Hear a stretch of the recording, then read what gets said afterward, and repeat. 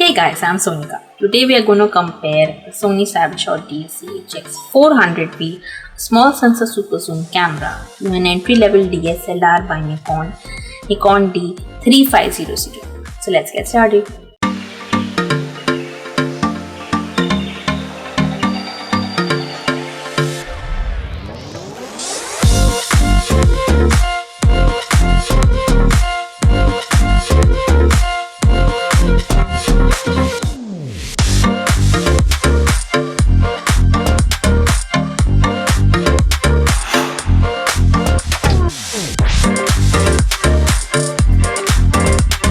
Hey guys, I'm Sonika. Today we are going to compare the Sony Cybershot DSC-HX400v and Nikon D3500 and try to clear your doubts whether the DSLR is indeed better than the Sony camera.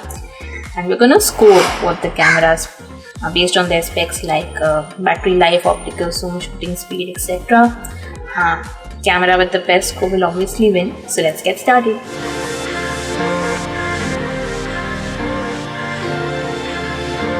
The HX400v has a 20 megapixel 1x2.3 inch sized PSI CMOS sensor, and the D3500 has a 24 megapixel APS-C sized CMOS sensor.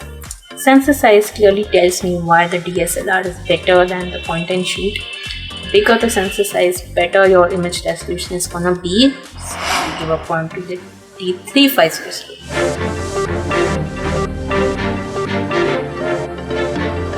On Amazon India, the price of the HX400v is around 24,999 rupees. The price of the Nikon D3500 with one lens of 1855mm is around 32,250 rupees. And the two lenses 1855mm and 7300mm, it will cost me around 38,999 rupees. So since the HX400v is cheaper, we'll give it a point.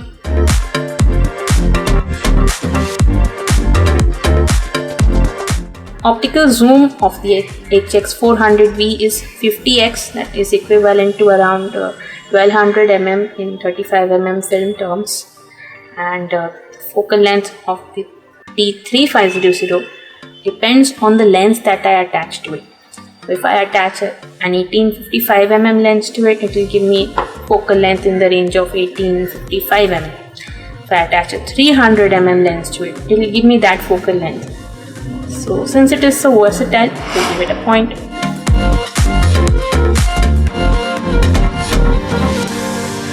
The D3500 gives me RAW support, meaning I can click my images in RAW plus JPEG. The HX400v, I can only click my images in JPEG. So the DSLR gives me better flexibility in post-processing and developing my images.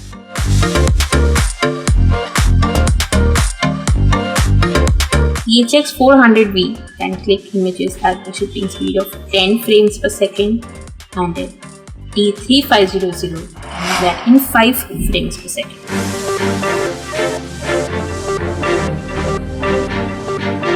The HX400v has a tilting screen. Its screen cannot swivel to the side, but it can tilt from top to bottom. So it's useful for taking high angle, low angle shots. The screen of the D3500 is fixed, it does not move at all. So 1 point obviously goes to the HX400v.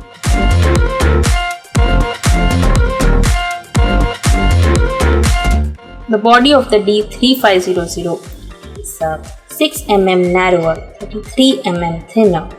The HX400v is 4mm shorter than the body of the D3500.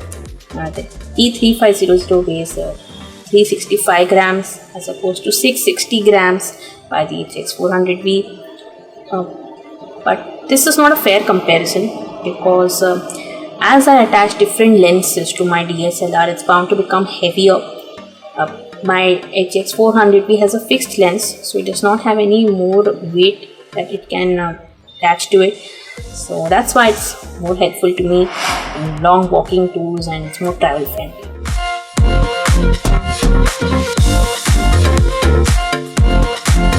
With a single charge, the HX400v gives me 300 shots and the D3500 gives me 1550 shots. So that's 1250 more shots than the D3500.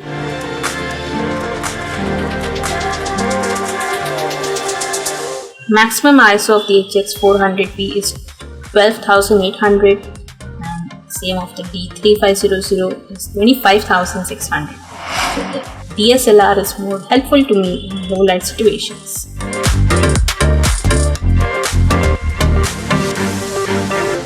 The D3500 has Bluetooth capabilities, so I can very easily transfer my images from my camera to my phone, laptop, etc.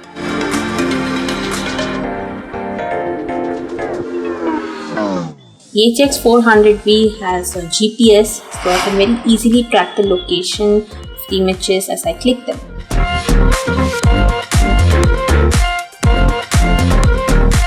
The HX400v has an internal as well as external microphone port that allows me to record quality audio.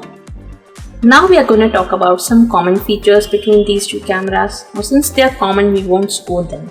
But in case you want to buy any of these cameras, I think you need to know them. Both cameras have somewhat similar face detection, focus, inbuilt flash, manual exposure, Wi-Fi and mobile connectivity, in electronic viewfinder, 1080p video resolution, shoe for external flash, and manual mode, LCD screen resolution of 921K dots. Both cameras don't have touchscreens. So guys, as per our scoreboard, we have a tie. Both cameras are equally good, I guess. The Nikon D3500 is good because it has flexible focal length, RAW support, more ISO range, Bluetooth, better battery life, and more effective megapixels.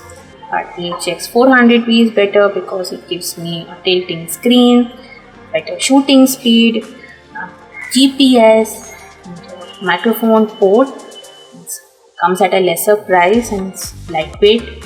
So guys, the choice is yours. If you don't want to invest very much on lenses and accessories which you have to in a DSLR, then you may go for the point and shoot camera. But if you are really interested in pursuing photography and you really want to get into professional photography someday, then you can buy the D3500 as a beginner. Here is a quick summary of the comparison between Sony Cybershot DSC-HX400v and Nikon D3500. So guys, this was the detailed comparison between Sony Cybershot DSC-HX400v and Nikon D3500. I hope my video cleared your doubts about these two cameras, and in case it did, give me a big thumbs up and leave your suggestions down below guys about which cameras you want me to compare next on my channel.